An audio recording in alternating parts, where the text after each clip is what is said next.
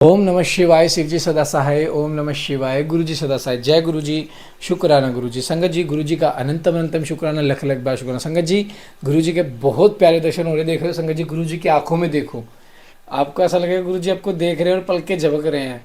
ध्यान से देखना संगत जी, गुरु जी पल के झमकेंगे। ध्यान से देखना, बहुत ध्यान से देखना। गुरु जी पल के भी झपकेंगे और आपको ऐसा लगेगा गुरु जी आपको देख के कह रहे हैं कि चिंता न कर, मैं बैठा। जब तक तेरा प्यो तेरे नाल है, तेनू किसी चीज़ की चिंता नहीं है संगत जी, किसी चीज़ की चिंता नहीं है। संगत जी, जैसे आपके पास पाठ आता है, सत्संग आता है ना, अगर आप वो शेयर कर रहे हो तो संगत जी वो भी एक सेवा होती है। मैं आपको बताऊं, आपने वो शेयर किया, किसी भी ग्रुप में शेयर किया, किसी भी संगत को शेयर किया, वो एक सेवा है। क्योंकि आपने उस सत्संग के जरिए उन संगत को जोड़ा है और उन संगत को वो ब्लेसिंग दी है जो उसके लिए उनको पता ही नहीं थी। आपने उन्होंने वो सत्संग सुना तो उनके कष्ट कटे, तो गुरुजी ने आपको सेवा दी कि आपने किसी का कष्ट कटवाया तो आपके कुछ कष्ट तो ऐसे के ऐसे कट गए। संगत जी, थोड़ी सी छोटी सी सेवा में गुरुजी आपको कितना बड़ा कष्ट काटते हैं तो गुरुजी ही जानते हैं। गुरुजी की माया कोई नहीं समझ सकता। गुरुजी सिर्फ हमसे क्या चाहते हैं कि आप नित्य नियम से भरोसा करें, नित्य नियम से पाठ करें, अमृत वेला जो करते हैं अमृत वेला करें, एक डिसिप्लिन के साथ करें। अगर 5 बजे उठते तो 5 बजे उठे, 4:30 बजे उठते तो 4:30 बजे उठे, और शिव पुराण का पाठ सुने, सत्संग सुने और हाजिरी लगाएं अपनी। संगत जी, गुरु जी यही तो चाहते हैं। और उसके बदले गुरु जी हमको बहुत सुख देते हैं, अनंत सुख देते हैं, जिसकी हमें कल्पना भी नहीं होती। लेकिन अब इतना तो करना पड़ेगा, गुरु जी का सिमरन करना पड़ेगा, पाठ सुनने पड़ेंगे। संगत जी, अगर गुरु जी के दरबार पे आप विश्वास के साथ रेशम के धागे की एक डोरी लेके जाते हो ना, बिल्कुल कच्ची सी, कि हाँ गुरु जी थोड़ा सा भी विश्वास है, गुरु जी उस रेशम के धागे को इतनी मजबूत डोरी बना देंगे ना, जिनकी आपको कल्पना भी नहीं, बहुत मजबूत डोरी बना देंगे। क्योंकि गुरु के दरबार तक कोई भी खाली हाथ नहीं आया। गुरु ने तो जिंदगियां बदली हैं, मौत के रास्ते तक बदले हैं, तो हमारे तो कष्ट बहुत छोटे हैं। पाठ को जरूर सुने एंड तक। पाठ के हर पाठ में ब्लेसिंग्स होती है, अपनी ब्लेसिंग्स को पहचाने। जय गुरु जी। शुक्राना गुरु जी। प्यारा सा कमेंट करें, चैनल को सब्सक्राइब कर ले और बेल आइकन को प्रेस कर ले और आगे शेयर करें। और हर पाठ को डेली शाम को 5 बजे रेडी रहे लाइव आने के लिए। पाठ शाम को 5 बजे लाइव हो जाता है, हर टाइम के, हर कंट्री के टाइम के अकॉर्डिंग। तो संगत जी, पाठ सुने, प्यारा सा कमेंट जरूर करें। जय गुरु जी। शुक्राना गुरु जी। जय गुरु जी। सतरुद्र संहिता। शिव जी के सदोजात, वामदेव, तत्पुरुष, अघोर और ईशान नामक 5 अवतारों का वर्णन। वंदे महानंदम अनंतलीलम महेश्वरम सर्वविभुम महांतम गौरी प्रियम कार्तिक विघ्नराज समुद्भवम शंकर मादि देवम। जो परमानंदमय है, जिनकी लीलाएं अनंत हैं, जो ईश्वरों के भी ईश्वर हैं, सर्वव्यापक महान गौरी के प्रियतम तथा स्वामी कार्तिक और विघ्नराज गणेश को उत्पन्न करने वाले हैं, उन आदि देव शंकर की मैं वंदना करता हूँ। सोनक जी ने कहा कि महाभाग सूत जी, आप तो व्यास जी के शिष्य तथा ज्ञान और दया की निधि हैं। अतः अब आप शंभु के उन अवतारों का वर्णन कीजिए जिनके द्वारा उन्होंने सत्पुरुषों का कल्याण किया है। सूत जी कह बोले, सोनक जी, आप तो मननशील व्यक्ति हैं, अतः अब मैं आपसे शिव जी के उन अवतारों का वर्णन करता हूँ। आप अपनी इंद्रियों को वश में करके सद्भक्ति पूर्वक मन लगाकर श्रवण कीजिए। मुने, पूर्व काल में संत कुमार जी ने नंदीश्वर से, जो सत्पुरुषों की गति तथा शिव रूप ही है, यही प्रश्न किया था कि उस समय नंदीश्वर ने शिव जी का स्मरण करते हुए उन्हें यो उत्तर दिया था। नंदीश्वर ने कहा कि मुने, यो तो सर्वव्यापी सर्वेश्वर शिव के कल्प कल्पांतरों में असंख्य अवतार हुए हैं, तथापि इस समय मैं अपनी बुद्धि के अनुसार उनमें से कुछ का वर्णन करता हूँ। 19वां कल्प, जो श्वेत लोहित नाम से विख्यात है, उसमें शिव जी का सदोजात नामक अवतार हुआ था। वह उनका प्रथम अवतार कहलाता है। उस कल्प में जब ब्रह्मा परम ब्रह्म का ध्यान कर रहे थे, उसी समय एक श्वेत और लोहित वर्णमाला शिखाधारी कुमार उत्पन्न हुआ। उसे देखकर ब्रह्मा ने मन ही मन विचार किया। जब उन्हें यह ज्ञात हो गया कि यह पुरुष ब्रह्म रूपी परमेश्वर है, तब उन्होंने अंजलि बांधकर उसकी वंदना की। फिर जब भुवनेश्वर ब्रह्मा को पता लग गया कि यह सदोजात कुमार शिव ही है, तब उन्हें महान हर्ष हुआ। वे अपनी सद्बुद्धि से बारंबार उस पर ब्रह्म का चिंतन करने लगे। ब्रह्मा जी ध्यान कर ही रहे थे कि वहां श्वेत वर्ण वाले 4 यशस्वी कुमार प्रकट हुए। वे परमो उत्कृष्ट ज्ञान संपन्न तथा ब्रह्मा पर ब्रह्म के स्वरूप थे। उनके नाम थे सुनंद, नंदन, विश्वनंद और उपनंदन। ये सब के सब महात्मा थे और ब्रह्मा जी के शिष्य हुए। इनसे वह ब्रह्मलोक व्याप्त हो गया। तदंतर सदोजात रूप से प्रकट हुए परमेश्वर शिव ने परम प्रसन्न होकर ब्रह्मा जी को ज्ञान तथा सृष्टि रचना की शक्ति प्रदान की। यह सदोजात नामक पहला अवतार हुआ। तदंतर रक्त नाम से प्रसिद्ध 20वां कल्प आया। उस कल्प में ब्रह्मा जी ने रक्त वर्ण का शरीर धारण किया था। जिस समय ब्रह्मा जी पुत्र की कामना से ध्यान कर रहे थे, उसी समय उनसे एक पुत्र प्रकट हुआ। उसके शरीर पर लाल रंग की माला और लाल ही वस्त्र शोभा पा रहे थे। उसके नेत्र भी लाल थे और वह आभूषण भी लाल रंग का ही धारण किए हुआ था। उस महान आत्मबल से संपन्न कुमार को देखकर ब्रह्मा जी ध्यानस्थ हो गए। जब उन्हें ज्ञात हो गया कि वे वामदेव शिव हैं, अब तब उन्होंने हाथ जोड़कर उस कुमार को प्रणाम किया। तत्पश्चात उनके विरजा विभा विशोक और विश्व भावन नाम के 4 पुत्र उत्पन्न हुए, जो सभी लाल वस्त्र धारण किए हुए थे। तब वामदेव रूपधारी परमेश्वर शंभु ने परम प्रसन्न होकर ब्रह्मा को ज्ञान तथा सृष्टि रचना की शक्ति प्रदान की। यह वामदेव नामक दूसरा अवतार हुआ। इसके बाद 21वां कल्प आया, जो पीतवासा नाम से कहा जाता था। उस कल्प में महाभाग ब्रह्मा पीत वस्त्रधारी हुए। जब वे पुत्र की कामना से ध्यान कर रहे थे, उस समय उनसे एक महान तेजस्वी कुमार उत्पन्न हुआ। उस प्रौढ़ कुमार की भुजाएं विशाल थी और उसके शरीर पर पीताम्बर झलमला रहा था। उस ध्यान मगन बालक को देखकर ब्रह्मा जी ने अपनी बुद्धि के बल से उसे तत्पुरुष शिव समझा। तब उन्होंने ध्यान युक्त चित्त से संपूर्ण लोकों द्वारा नमस्कृत महादेवी शाकरी गायत्री तत्पुरुषाय विद्महे महादेवाय धीमहि का जप करके उन्हें नमस्कार किया। इसे महादेव जी प्रसन्न हो गए। तत्पश्चात उनके पार्श्व भाग में से पीत वस्त्रधारी दिव्य कुमार प्रकट हुए। वे सब के सब इस योग मार्ग के प्रवर्तक हुए। वह तत्पुरुष नामक तीसरा अवतार हुआ। तत्पश्चात स्वयंभू ब्रह्मा के इस पीतवर्ण नामक कल्प के बीच जाने पर पुनः दूसरा कल्प प्रवृत्त हुआ। उसका नाम शिव था। जब एक कारण वर्ण की दशा में 1 सहस्त्र दिव्य वर्ष व्यतीत हो गए, तब ब्रह्मा जी प्रजाओं की सृष्टि करने की इच्छा से दुखी हो विचार करने लगे। उस समय उन महातेजस्वी ब्रह्मा के समक्ष एक कुमार उत्पन्न हुआ। उस महापराक्रमी बालक के शरीर का रंग काला था। वह अपने तेज से उद्दीप्त हो रहा था तथा काला वस्त्र, काली पगड़ी और काला यज्ञोपवीत धारण किए हुए था। उसका मुकुट भी काला था और स्नान के पश्चात अनुलेपन चंदन भी काले रंग का ही था। उन भयंकर पराक्रमी महान मनस्वी देव देवेश्वर अलौकिक कृष्ण पिंगल वर्ण वाले अघोर को देखकर ब्रह्मा जी ने उनकी वंदना की।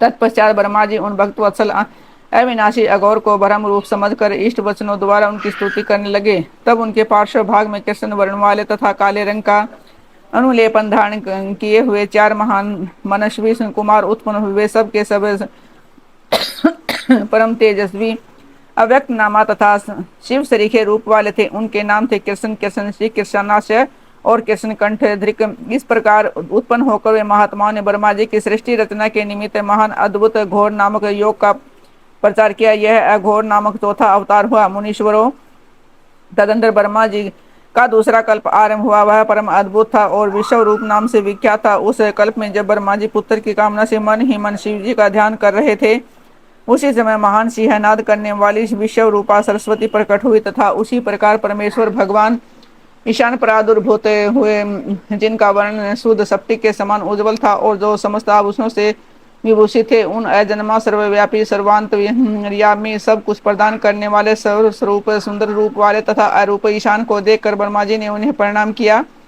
तब शक्ति सहित विभु ईशान ने भी ब्रह्मा को सन्मार्ग का उपदेश देकर 4 सुंदर बालकों की कल्पना की। उन उत्पन्न हुए शिशुओं का नाम था जटिमुंडी, शिखंडी और अर्धमुंड। ये योगानुसार सद धर्म का पालन करके योग गति को प्राप्त हो गए। यह ईशान नामक 5वां अवतार हुआ। सर्वज्ञ सनंत कुमार जी, इस प्रकार मैंने जगत की हित कामना से सदोजात आदि अवतारों का पारकट्टा संक्षेप से वर्णन किया। उनका वह सारा लोक हितकारी व्यवहार यथा तथ्य रूप से ब्रह्मांड में वर्तमान है। महेश्वर की ईशान पुरुष, घोर और वामदेव और ब्रह्म, ये 5 मूर्तियां विशेष रूप से प्रसिद्ध हैं। इनमें ईशान और जो शिव रूप स्वरूप तथा सबसे बड़ा है, पहला कहा जाता है, वह साक्षात प्रकृति के भोक्ता अक्षेत्र में निवास करता है। शिव जी का दूसरा स्वरूप तत्पुरुष नाम से ख्यात है। वह गुणों के आश्रय रूप तथा भोग्य सर्वज्ञ में अधिष्ठित है। पिनाकधारी शिव का जो अघोर नामक तीसरा स्वरूप है, वह धर्म के लिए अंगों सहित बुद्धि तत्व का विस्तार करके अंदर विराजमान रहता है। वामदेव नाम वाला शंकर का चौथा स्वरूप अहंकार का अधिष्ठान है। वह सदा अनेकों प्रकार का कार्य करता रहता है। विचारशील बुद्धिमानों का कथन है कि शंकर का ईशान शंकर स्वरूप सदाकर्ण वाणी और सर्वव्यापी आकाश का अधीश्वर है तथा महेश्वर का पुरुष नामक रूप तवक पाणी और सप्रश गुण विशिष्ट वायु का स्वामी है। मनीषी गण अघोर नाम वाले रूप को शरीर, रस रूप और अग्नि का अधिष्ठान बतलाते हैं। शंकर जी का वामदेव संज्ञक स्वरूप रसना, वायु, रस और जल का स्वामी कहा जाता है। प्राण, उपस्थ, गंध और पृथ्वी का ईश्वर शिव जी का सदोजात नामक रूप बताया जाता है। कल्याणकामी मनुष्य को शंकर जी के इन स्वरूपों की सदा प्रयत्न पूर्वक वंदना करनी चाहिए, क्योंकि ये श्रेय प्राप्ति में एकमात्र हेतु हैं। जो मनुष्य इन सदोजात आदि अवतारों के प्राकट्य को पढ़ता अथवा सुनता है, इस जगत में समस्त काम्य भोगों का उपभोग करके अंत में परम गति को प्राप्त होता है। शिव जी की अष्टमूर्तियों का तथा अर्ध नारी नर स्वरूप का विस्तार सविस्तार वर्णन नंदीश्वर कहते हैं कि ऐश्वर्यशाली मुने, जब अब तुम महेश्वर के उन श्रेष्ठ अवतारों का वर्णन श्रवण करो जो लोक में सबके संपूर्ण काम कार्य को पूर्ण करने वाले अतएव सुखदाता हैं। तात यह जगत उन परमेश्वर शुभ की 8 मूर्तियों का स्वरूप ही है, उनमें सूत में मनियों पिरोई रहती हैं। उसी तरह यह विश्व उन अष्टमूर्तियों में व्याप्त होकर स्थित है। वे प्रसिद्ध 8 मूर्तियां ये हैं: सर्व, भव, रुद्र, उग्र, भीषम, भीम, पशुपति, ईशान और महादेव। शिव जी के इन सर्व आदि अष्टमूर्तियों द्वारा पृथ्वी, जल, अग्नि, वायु, आकाश, नक्षत्र, सूर्य और चंद्रमा अधिष्ठित हैं।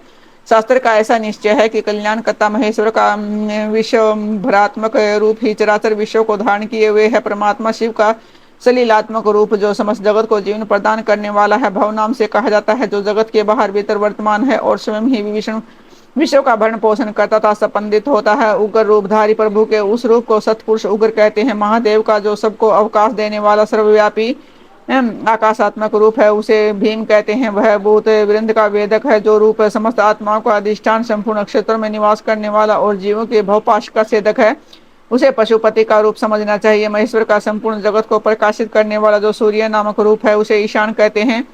वह धूलोक में भ्रमण करता है। अमृत में रश्मि वाला जो चंद्रमा संपूर्ण विश्व को आह्लादित करता है। शिव का वह रूप महादेव नाम से पुकारा जाता है। आत्मा परमात्मा शिव का 8वां रूप है। यह मूर्ति अन्य मूर्तियों की व्यापिका है, इसलिए सारा विश्व शिवमय है। जिस प्रकार वृक्ष के मूल को सींचने से उनकी शाखाएं पुष्पित हो जाती हैं, उसी तरह शिव का पूजन करने से शिव स्वरूप विश्व परिपुष्ट होता है। जैसे इस लोक में पुत्र पुत्र आदि को प्रसन्न देखकर पिता हर्षित होता है, उसी तरह विश्व को भली भांति हर्षित देखकर शंकर को आनंद मिलता है। इसलिए यदि कोई किसी भी देहधारी को कष्ट देता है तो निसंदेह मानो उसने अष्टमूर्ति शिव का ही अनिष्ट किया है। संत कुमार जी, इस प्रकार भगवान शिव अपनी अष्टमूर्तियों द्वारा समस्त विश्व की को अधिष्ठित करके विराजमान है। अतः तुम पूर्ण भक्ति भाव से उन परम कल्याण रुद्र का भजन करो। प्रिय संत कुमार जी, अब तुम शिव जी के अनुपम अर्धनारी रूप का वर्णन सुनो। महापराज्ञा वह रूप ब्रह्मा की कामनाओं को पूर्ण करने वाला है। जब सृष्टिकर्ता ब्रह्मा द्वारा रची हुई सारी प्रजाएं विस्तार को नहीं प्राप्त हुई, तब ब्रह्मा उस दुख से दुखी हो चिंताकुल हो गए। उसी समय यो आकाशवाणी हुई, ब्रह्मण जब अब मैथिनी सृष्टि की रचना करो। उस वाणी को सुनकर ब्रह्मा ने मैथुनी सृष्टि उत्पन्न करने का विचार किया, परंतु इसे पहले नारियों का कुल ईशान से प्रकट ही नहीं हुआ था, इसलिए पद्म योनि ब्रह्मा मैथुनी सृष्टि रचने में समर्थ न हो सके। तब वे यो विचार करके शंभु की कृपा से बिना मैथुनी प्रजा उत्पन्न नहीं हो सकती, तब करने को उद्यत हुए। उस समय ब्रह्मा पराशक्ति शिवा सहित परमेश्वर शिव का प्रेम पूर्वक हृदय में ध्यान करके घोर तप करने लगे। तदनंतर तपो अनुष्ठान में लगे हुए ब्रह्मा के उस तीव्र तप से थोड़े ही समय में शिव जी प्रसन्न हो गए। तब वे कष्टहारी शंकर पूर्ण सच्चिदानंद की कामना मूर्ति में प्रविष्ट होकर अर्धनारी के रूप से ब्रह्मा के निकट प्रकट हो गए। उन देवादिदेव शंकर को पराशक्ति शिव के साथ शिवा के साथ आया हुआ देख ब्रह्मा ने दंड की भांति भूमि पर लेटकर उन्हें प्रणाम किया और फिर वे हाथ जोड़कर स्तुति करने लगे। तब विश्वकर्ता देवादिदेव महादेव परमेश्वर परम प्रसन्न होकर ब्रह्मा से में किसी गंभीर वाणी में बोले। ईश्वर ने कहा कि माँ भागवत से मेरे प्यारे पुत्र पितामह हैं, मुझे तुम्हारा सारा मनोरथ पूर्णतः ज्ञात हो गया है। तुमने जो इस समय प्रजाओं की वृद्धि के लिए घोर तप किया है, तुम्हारे उस तप से मैं प्रसन्न हो गया हूँ। तुम्हें तुम्हारा अभिष्ट प्रदान करूंगा। यो स्वभाव से ही मधुरता परम उदार वचन कहकर शिव जी ने अपने शरीर के अर्धभाग से शिव देव की को पृथक कर दिया। तब शिव से पुण्य पृथक होकर प्रकट हुई उन पर परमा शक्ति को देखकर ब्रह्मा विनम्र भाव से प्रणाम करके उनसे प्रार्थना करने लगे। ब्रह्मा ने कहा कि शिवे, सृष्टि के प्रारंभ में तुम्हारे पति देवादिदेव परमात्मा शंभु ने मेरी सृष्टि की थी और सारी प्रजाओं की रचना की थी। शिवे, तब मैंने देवता आदि समस्त प्रजाओं की मानसिक सृष्टि की है, परंतु बारंबार रचना करने पर भी उनकी वृद्धि नहीं हो रही है। अतः अब मैं स्त्री पुरुष के समागम से उत्पन्न होने वाली सृष्टि का निर्माण करके अपनी सारी प्रजाओं की वृद्धि करना चाहता हूँ, किंतु अभी तक तुमसे अक्षय नारी कुल का प्रकट नहीं हुआ है। इस कारण नारी कुल की सृष्टि करना मेरी शक्ति के बाहर है। क्योंकि सारी शक्तियों का उद्गम स्थान तुम ही हो, इसलिए मैं तुम अखिलेश्वरी परमाम शक्ति से प्रार्थना करता हूँ कि शिव, मैं तुम्हें नमस्कार करता हूँ। तुम मुझे नारी कुल की सृष्टि करने के लिए शक्ति प्रदान करो, क्योंकि शिव प्रिय, इसी को तुम चराचर जगत की उत्पत्ति का कारण समझो। वरदेव श्री, मैं तुमसे एक और वर की याचना करता हूँ। जगन मात कृपा करके उसे भी मुझे दीजिए। मैं तुम्हारे चरणों में नमस्कार करता हूँ। यह वर यह है सर्वव्यापिनी जगजननी, तुम चराचर जगत की वृद्धि के लिए अपने एक सर्वसर्वमथ रूप से मेरे पुत्र दक्ष की पुत्री हो जाओ। ब्रह्मा द्वारा यो याचना किए जाने पर परमेश्वरी देवी शिवा ने तथास्तु ऐसा ही होगा कहकर वह शक्ति ब्रह्मा को प्रदान कर दी। सूत्रा में जगन्मयी शिव शक्ति शिवा देवी ने अपनी भवों के मध्य भाग से अपने ही समान प्रभावशाली एक शक्ति की रचना की। उस शक्ति को देखकर देव श्रेष्ठ भगवान शंकर जो लीलाकारी कष्टहारी और कृपा के सागर हैं, हंसते हुए जगदम्बिका से बोले। शिव ने कहा कि देव परमेष्टि ब्रह्मा ने तपस्या द्वारा तुम्हारी आराधना की है, अतः अब तुम उन पर प्रसन्न हो जाओ और उनका सारा मनोरथ पूर्ण कर दो। तब शिवा देवी ने परमेश्वर शिव की उस आज्ञा को सिर झुकाकर ग्रहण किया और ब्रह्मा के अनुसार कथनानुसार दक्ष की पुत्री होना स्वीकार कर लिया। मुने इस प्रकार शिवा देवी ब्रह्मा को अनुपम शक्ति प्रदान करके शंभु के शरीर में प्रविष्ट हो गए। तत्पश्चात भगवान शंकर भी तुरंत ही अंतर ध्यान हो गए। तभी से इस लोक में स्त्री भाग की कल्पना हुई और मैथुनी सृष्टि चल पड़ी। इससे ब्रह्मा को महान आनंद प्राप्त हुआ था। इस प्रकार मैंने तुमसे शिव जी के महान अनुपम अर्ध नारी अर्ध रूप का वर्णन कर दिया है। वह यह सत्पुरुषों के लिए मंगलदायक है। जय गुरु जी, शुक्राना गुरु जी, अनंत अनंत शुक्राना, लख लख बार शुक्राना, चीदा शुक्राना, सात शुक्राना। संगत जी, गुरु जी कहते हैं कि कितनी बड़ी शक्ति तुम्हारे साथ है और तुम फिर भी इधर तंत्र मंत्रों के चक्कर में भटक रहे हो। इतनी बड़ी ब्लेसिंग्स मैं तुम्हें दे रहा हूँ, घर बैठे सुनने का मौका दे रहा हूँ, घर बैठे तुम्हारी मैं हर कामना को पूरा कर रहा हूँ, घर बैठे मैं तुम्हें इतनी ब्लेसिंग्स दे रहा हूँ जिनकी तुम्हें कल्पना भी नहीं है।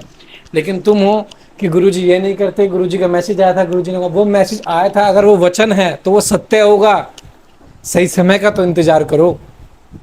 तुम्हें जो बोला गया ना वो सेवा पे ध्यान दो, सिर्फ अपनी सेवा पे ध्यान करो, शिव पुराण का पाठ सुनो, अपनी हाजिरी लगाओ, कमेंट करो, आगे शेयर करो ताकि सभी संगत का कल्याण हो सके। संगत जी देखो, आप अगर पाठ और सत्संग को शेयर करते हो ना तो समझ लो ये गुरुजी की एक सेवा है जो गुरुजी ने आपको चुना है। और उसके जरिए जो आपने वो सेवा की ना, उस सेवा के जरिए ना जाने गुरुजी ने आपको कौन सा कष्ट कटवाया है, ये तो गुरुजी ही जाने। और आपको भी शायद पता चल जाता कि हमारा ये कष्ट कट गया इस सेवा के जरिए। तो संगत जी, किसी भी सेवा को छोटा मत समझे। क्या पता एक छोटी सेवा से आपका बहुत बड़ा कष्ट कट रहा हो।